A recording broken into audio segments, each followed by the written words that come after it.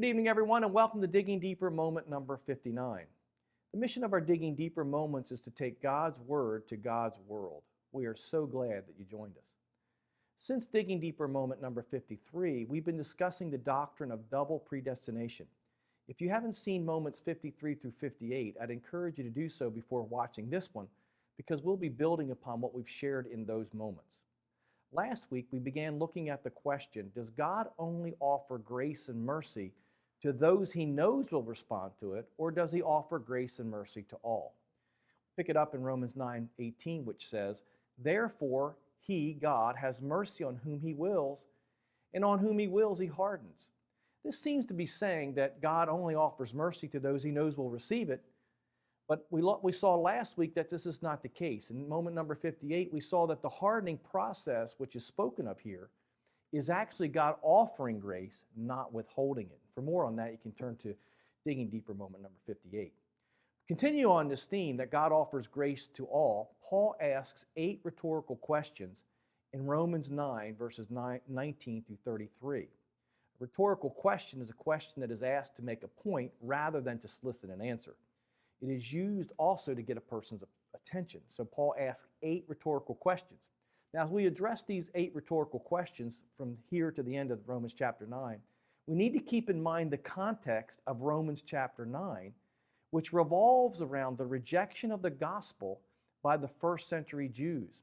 Now, God had offered them grace by giving them first dibs on the gospel, according to Romans chapter 1, verse 16, which says, for I am not ashamed of the gospel of Christ, for it is the power of God to salvation for everyone who believes, for the Jew first and also for the Greek. Paul, in his ministry, both in Romans and Acts, explains that God sent Jesus Christ to the Jews first. So he offers them grace first. And so when we're reading Romans 9, and particularly verses 19 through 29, we need to keep in mind that Paul is explaining that God did not withhold grace from the first century Jews. He gave it to them, extended it to them first, but many of them rejected it. But not all. There was a lot of people in the Jewish community in the first century that received Christ, but he is addressing those that did not in chapter 9, which we pick it up tonight in Romans 9, verse 18, when Paul writes, therefore he has mercy on whom he wills, on whom he wills he hardens. And then he begins to ask his question. You will say to me then, how does God still find fault? In other words, if God has mercy on whom he wills and others he hardens, how does God find fault with people who are hardened? We're going to explain that in a minute. And then he asks a second question, for who has resisted his will? So Paul says God has mercy on whom he wills, but hardens whom he wills. But again, as we saw last week, that hardening process comes from God offering grace. It's like when God offers certain people grace, they get hardened, other people receive it. And that's what he's talking about here in Romans chapter, the end of chapter 8 and verse chapter 9. In response to this truth, Paul asked that first rhetorical question in verse 19, and he says, how can God find fault with people if he gives mercy to whom he wills, but he hardens others? And the answer is simple. How can God still find fault? God still finds fault or brings into judgment because he hardens by offering grace. The problem isn't on God's side. He offers grace to all. The problem, however, is that people reject his offer and offers, because God offers grace over and over again, and therefore eventually he does bring judgment on those who reject his grace. And so it's not because God's withholding grace, and just the opposite Paul's saying. God keeps offering grace, and in this case, to specific context, he's talking about how the gospel is being offered to the Jewish community in the first century. Many of them received the gospel, many of them did not. And he asks the second question in verse 19, when he says, I believe it's 19, he says, yeah, you say to me in verse 19. The second one is, for who has resisted his will? The answer to this question is actually found in Romans 9:22. Paul calls those who resist God's will vessels of wrath when he writes, what if God, wanting to show his wrath and to make his power known, endured with much long suffering, which is patience, the vessels of wrath prepared for destruction. So those who resist God's will are called vessels of wrath. Now, what is a vessel of wrath? Well, Dr. Sam Sasser explains what a vessel of wrath is in his book, The Potter's Touch. In it, he shows there were 7 kinds of vessels, potter's vessels, used regularly in ancient Israel, and they each had a name. 4 of those vessels are spoken of here in Romans chapter 9, verses 22 through 24. And one of those vessels is the vessel of wrath. Now, a vessel of wrath was a vessel, or, like a pot, which after being shaped on the potter's wheel, you've seen a potter's wheel, and a potter, he's shaping the clay, and he makes a vessel out of it. Well, they would take that pot or that vessel off of the wheel, and they'd put it into a kiln to harden and to dry. Well, any vessel that cracked during the process of drying was called a broken vessel. So what would happen is they'd take the clay, they'd shape the clay, make the vessel, take the vessel off the potter's wheel, put it in the kiln. Most of the time, everything was fine. The vessel would harden, and you'd have something to work with, a vessel to work with. But sometimes during the drying process in the heat, in the kiln, the vessel would crack, and that became known as a broken vessel. Now, the potter didn't just take that vessel that cracked in the heat and throw it away. No, he wouldn't do that. Instead, he would apply a remedy to fix the problem. He would take clay and then mix it with the blood of a certain tick. And they'd put the clay blood mixture in the crack, and then they would put the vessel back in the kiln to harden and dry. Well, most of the time, this would fix the problem. And then the vessel was ready for use. However, sometimes when a broken vessel was stuck back in the kiln, it would crack again in the same spot. Now, the potter would again try it again. And after many attempts to fix a broken vessel by applying the blood clay mixture, eventually the potter would quit trying, and he would just throw the vessel away on the trash heap. At this time, a broken vessel, which refused the blood clay mixture, was thrown on the trash heap and became known as a vessel of wrath. It wasn't thrown away because the potter wanted to throw it away when he made it. He didn't make it to be thrown away. He made it to be a good vessel. It was thrown away because it refused the blood clay remedy. Well, you can see the parallel with the gospel here. Jesus Christ, the clay blood mixture, has been offered on the cross for every human being, especially for the first century Jews living in Paul's time, because Christ is the fulfillment of every promise he had made to the Jewish nation. But many of them rejected this offer of God's grace, and what Paul is saying is that they became vessels of wrath, like Pharaoh in verse 17 of chapter 9. Pharaoh was offered much grace when Moses went to see Pharaoh, and he became a vessel of wrath. And so the vessels of wrath Paul is talking about specifically here is he's hinting at those who rejected the gospel in the first century, specifically in the context of the first century of the Jewish community. This is the context. He's not saying God rejected them. He's not saying God rejected them. What Paul's really saying is they rejected God.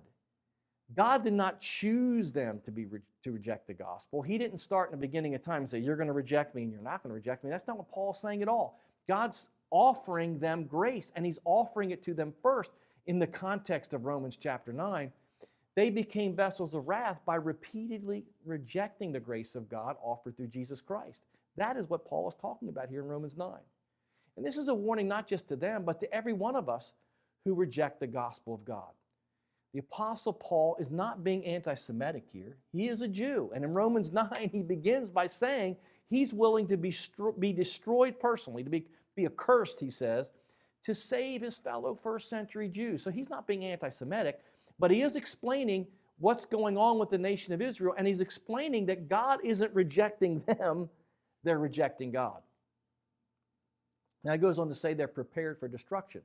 And that kind of sounds like when it says in verse 23, the vessels were of wrath prepared for destruction, it makes it sound like at first glance that the vessels of wrath were prepared by God to be destroyed. But that's not what's being said here at all. And the Greek word used here for prepared shows this. The Greek word used in verse 23 when it says verse 22, the suffering, the vessels of wrath prepared for destruction. That word prepared is the Greek word katartizo, and it means to complete, to prepare, or restore. Did you catch that? It actually means to restore. In fact, this same word is used in Matthew chapter 4, verse 21, when it talks about Jesus calling James and John to be part of his discipleship team. It says, going on from there, Jesus saw two other brothers, James the son of Zebedee, and John his brother, in the boat with Zebedee their father, mending, katartizo, their nets. They were repairing their nets.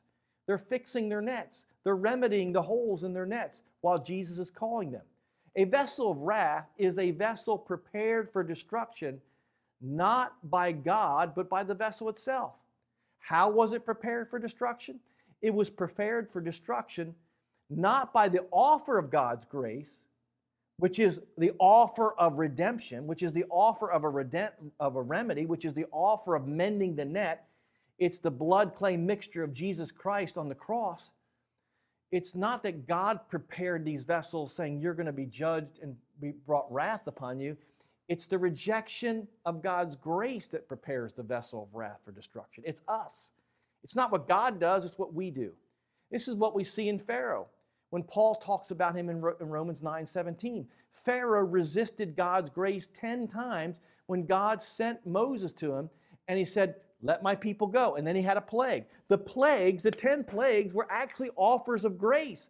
They were warnings to Pharaoh. Look, Pharaoh, if you don't listen to me, bad things are going to happen. That's an act of grace. How many parents out there have warned your kids? If you don't stop that mess, you're going to get a spanking. If you don't stop that mess, you're going to be sent to your room. Those are acts of grace, bestowing warnings upon people. So what's happening is, in the book of Exodus, Moses is God's agent of grace to Pharaoh to offer him an opportunity to go the easy way, like shots across the bow. You know, Pharaoh, you need to pay attention, but he doesn't. He resists God's grace. And so Paul makes this point even clearer in verse 23, the next verse, by contrasting the vessels of wrath with another kind of vessel, the vessel of mercy. We're going to look at the vessel of mercy more closely next week, but for now, notice what Paul says about the vessel of mercy. He says the vessels of mercy were prepared beforehand for glory. Now, the word prepared used here is different than the word used in verse 22 when being spoken of the vessels of wrath. The word used here, the vessels of mercy, is the Greek word, and I'll try to get this right because some of these Greek words I haven't said in a while. Proetoi madzo, and it means to prepare in advance. And so, who prepared these vessels of mercy in advance? God did. But notice the vessels of wrath are not said to be prepared in advance. He doesn't say they're prepared. He uses a different Greek word. He says they were restored like a vessel of wrath. They were given much mercy and put in the kiln and got the blood clay mixture applied to them. But they kept resisting it, and that prepared them for destruction. But the vessels of mercy are prepared beforehand. In other words, the vessels of mercy were given grace well before, which is in the beginning of time. And so, what they're prepared for, according to this verse, in advance, what are they prepared for? They're prepared for glory. Now, what is glory? We saw in Romans 8:30 that glory refers to being restored to God's original design. And as a God's original design, we're restored to properly represent Him. And so Paul here is not making a case for double predestination, which teaches that God gives grace to the elect but withholds it from everyone else. But he's building a case for maybe for single predestination, by which I mean that God made a choice before the beginning of time, before He even created mankind. If there is a predestination in Scripture, it's this: that before the beginning of time, God made a decision that He would restore fallen man back to glory, that is, back to representing Him in original creation through the grace of Jesus Christ. He's not picking winners and losers. God determined before Adam and Eve even sinned that He would offer the grace of His own Son on the cross before He even created us. We have been predestined to become vessels of mercy. And we're going to see what a vessel of mercy is next week, because it really is a pretty cool thing. And so, you don't want to miss next week, because it just keeps getting gooder and gooder.